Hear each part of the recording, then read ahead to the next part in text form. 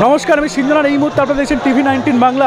Dharmatala Dorina crossing থেকে কিন্তু যে মিছিল এগিয়ে চলেছে নবান্নের দিকে। আজকে নবান্ন অভিযান, অভয়ার বাবা মায়ের ডাকে নবান্ন অভিযান। আরজিকর যে কাণ্ড, তার 1 বছর পূর্ণ হয়েছে। একদম দেখতে পাচ্ছেন শুভেন্দু অধিকারী কিন্তু এই মিছিলে হাঁটছেন। আপনারা সরাসরি দেখছেন এই মিছিল কিন্তু শুভেন্দু অধিকারী হাঁটছে এবং শুভেন্দু অধিকারী কিন্তু এই মিছিলে হাঁটছেন এবং সামনে কিন্তু পুলিশ ব্যারিকেড দিয়েছে। আমরা সরাসরি দেখাবো শুভেন্দু অধিকারীর দৃশ্যটা, সরাসরি দেখাবো।